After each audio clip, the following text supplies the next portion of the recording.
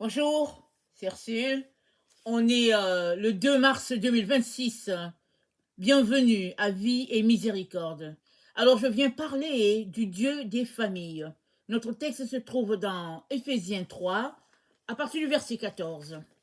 Alors, c'est pourquoi je fléchis les genoux devant le Père, de qui toute famille tient son nom, au ciel et sur la terre, qu'il daigne, selon la richesse de sa gloire, vous armer de puissance par son esprit pour que se fortifie en vous l'homme intérieur, qu'il fasse habiter le Christ en vos cœurs par la foi, enraciné et fondé dans l'amour. Amen. Alors, voilà ce que fait le Dieu de famille. Il nous enracine dans son amour, il nous fortifie dans l'homme intérieur et il nous remplit de sa gloire, de sa puissance. Et qu'est-ce que tout cela, ou bien d'où cela vient-il? Ça vient du Père de gloire, le Dieu des familles. C'est lui qui nous a fondés, c'est lui qui nous a créés, c'est lui qui nous a établis. Amen. Avant que tu viennes sur la terre, Dieu a choisi la famille dans laquelle tu viendrais. C'est pas nous les humains qui avons formé les familles, c'est pas nous qui les avons établies. La famille vient de Dieu, c'est lui qui a créé la première famille, n'est-ce pas, dans les cieux, et sur la terre, il a voulu le reflet de ce qui se passe au ciel. Alors, il a placé des humains sur la terre, des animaux aussi, et il a aussi placé l'Église. La Bible dit, l'Église, c'est le corps. En d'autres mots, Dieu aimerait que la famille telle qu'elle se vit au ciel, dans sa présence, ce soit de même ici sur la terre. C'est ça, au fait, qu'il aimerait. Alors, le frère a prié pour que Dieu nous arme de tout ce dont nous avons besoin pour que nos familles sur la terre soient le reflet des familles au ciel. Alors, Paul, il n'avait pas de famille, je veux dire, il était célibataire. Mais il vient d'une famille, un père, une mère, et puis peut-être des frères. Et le fait que une famille marche selon Dieu, vient du fait que les parents, ou bien ceux-là qui sont en charge, ont tourné leur vie vers Dieu, élèvent les enfants selon Dieu, et militent pour que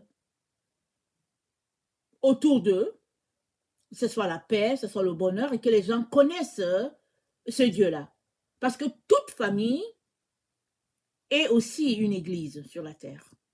C'est-à-dire, quand on regarde la famille, soit elle reflète Dieu, soit elle reflète le contraire. C'est-à-dire, par une famille, on va savoir si cette famille marche selon Dieu ou pas. Et qu'est-ce que Dieu nous dit aujourd'hui? Il nous dit de bâtir le type de famille que Dieu aimerait. Amen. Parce que par toi et moi, il aimerait être connu. Alors, il a placé un père, il a placé une mère, il a placé des enfants, et si bien que le tout tient par l'amour. L'amour de Dieu, et puis l'amour les uns avec les autres. Et si nous allons à l'origine, Dieu a béni l'homme et la femme afin qu'ils prennent autorité sur la terre où il les a placés. Et dans Tite 2, amen, dans Tite 2, au verset 1, alors que Paul donne les conseils à Tite, son enfant spirituel, il lui dit comment gérer une église de telle sorte que chacun ait sa place. Il dit, Tite 2, le verset 1, il dit, pour toi, dis les choses qui sont conformes à la sainte doctrine, à la saine doctrine. Dis que les vieillards doivent être sobres, honnêtes, modérés, saints dans la foi, dans la charité, dans la patience. Dis que les femmes âgées doivent avoir l'extérieur qui convient à la sainteté, n'être ni médisantes, ni à donner au vin, qu'elles doivent donner de bonnes instructions, dans le but d'apprendre aux jeunes femmes à aimer leurs maris et leurs enfants, et être retenues, chastes, occupées aux soins domestiques, bonnes, soumises à leur mari, afin que la parole de Dieu ne soit pas blasphémée. Exhorte de même les jeunes gens à être modérés, te montrant toi-même, à tous égards, un modèle de bonne œuvre, donnant un enseignement pur, digne, une parole saine, irréprochable, afin que l'adversaire soit confus, n'ayant aucun mal à dire de nous. Amen. Quand on lit ça, il ressort que une famille est appelée à jouer un rôle important dans la société. Alors, les femmes, voilà comment elles devaient se comporter, les hommes, comment ils devaient se comporter, les jeunes, comment ils devaient se comporter. Et qu'est-ce qu'il dit dans le verset 4? Il dit, dans le but d'apprendre aux jeunes femmes à aimer leurs maris et leurs enfants. Ça, c'est pour les femmes d'un certain âge.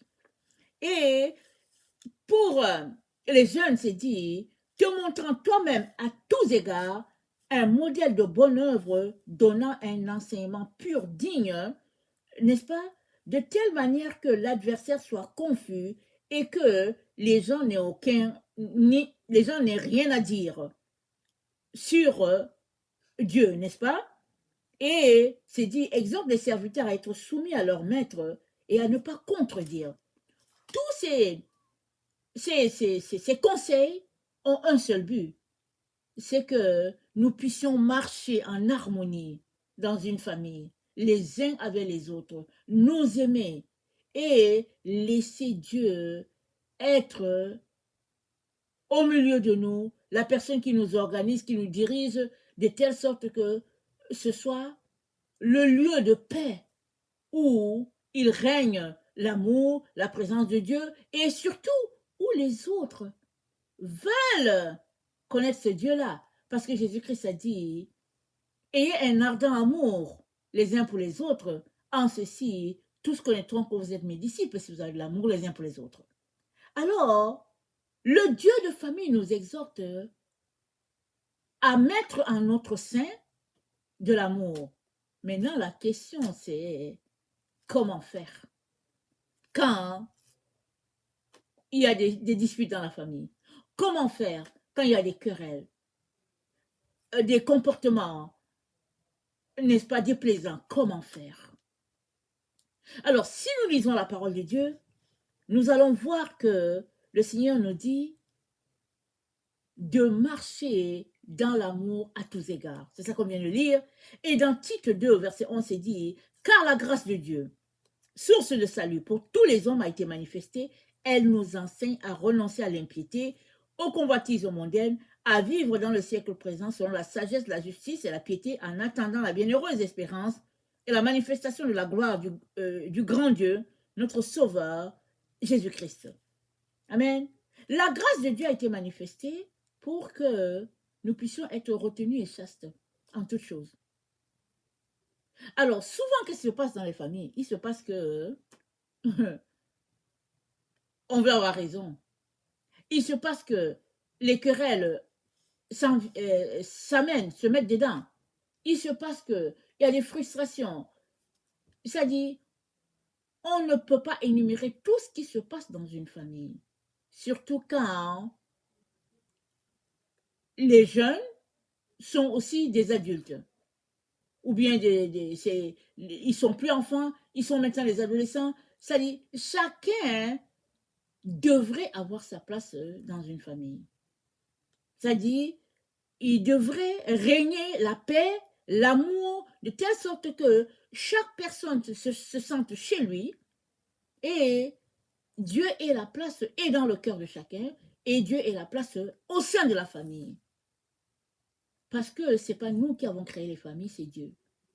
Maintenant, qu'est-ce que Jésus-Christ a dit? Il a dit, dans les derniers temps, c'est le contraire qui va se passer.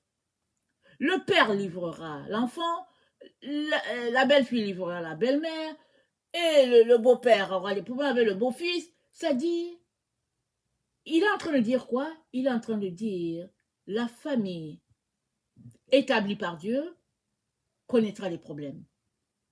Des problèmes de désordre, de dispute, des problèmes de division. Pourquoi? Parce que l'ennemi veut régner. Parce que l'ennemi veut déstabiliser. Vous savez, là où il y a l'amour, c'est une force. Mais là où il y a le désordre, comment la famille va-t-elle tenir? Jésus-Christ a dit, une maison divisée contre elle ne peut pas subsister. Alors que toi, tu es en train de dormir, tranquille, l'ennemi pense comment il va venir percer ta maison pour déstabiliser. Mais qu'est-ce que Dieu veut pour toi aujourd'hui? Il dit, maintiens l'unité dans la famille. Fais tout pour garder l'unité dans la famille. Et la seule manière pour toi de garder l'unité dans la famille, c'est que Jésus-Christ soit au centre. C'est la seule façon pour toi. Si Jésus n'est pas au centre, alors il te sera difficile de pouvoir maintenir l'unité. Alors je viens nous encourager aujourd'hui, malgré nos épreuves, nos difficultés, je viens nous encourager à laisser Dieu être pleinement Dieu dans nos vies. Amen. Laissons Dieu être pleinement Dieu. Sacrifie-toi si c'est ça qu'il te faut. Même si tu as raison, ne dis rien. Afin que la dispute ne prenne pas le dessus et que tout éclate. Travaille pour maintenir l'unité. Parce que là où il y a l'unité, Dieu est là. Amen. Au psaume 103, le psaume 103, au verset 13, c'est dit, comme un père a compassion de ses enfants, l'Éternel a compassion de ceux qui le craignent, car il sait de quoi nous sommes formés, il se souvient que nous sommes poussière. C'est Dieu qui nous a formés. Il nous a formés de la terre. Il connaît nos faiblesses. Mais, n'oublions pas qu'il est un père pour nous, rempli de compassion et d'amour. Y a-t-il quelque chose qui ne peut pas régler? Dieu que nous servons a la solution à tout. Avant de penser à une solution qui divise, s'il y a des problèmes dans la famille, pense d'abord à la première solution qui est d'unir. Et cette solution se trouve dans la prière. Apprenons à prier les uns avec les autres, avec nos enfants. Je viens encourager monsieur et madame à prier ensemble. Et aussi, joignez vos enfants aussi à vous dans la semaine. Priez d'un commun accord afin que l'ennemi ne vienne pas percer et vous déstabiliser. Ce n'est que comme ça que l'amour de Dieu va continuer de se répandre dans nos cœurs, dans notre famille et tout autour de nous. Si les familles sont très attaquées aujourd'hui, c'est parce que c'est une force. La famille, c'est une force que Dieu a établie. Maintenant, comment nous comportons-nous pour que notre famille soit forte, soit renforcée? Il est important de laisser Dieu être la priorité de toutes les priorités et de laisser le Saint-Esprit régner au milieu de nous afin que rien ne vienne, n'est-ce pas, nous perturber. Et quand bien même le trouble serait là, il est important qu'on puisse garder les yeux fixés sur Dieu parce que lui seul nous gardera unis. Amen. Que le Seigneur bénisse sa parole. Amen et alléluia.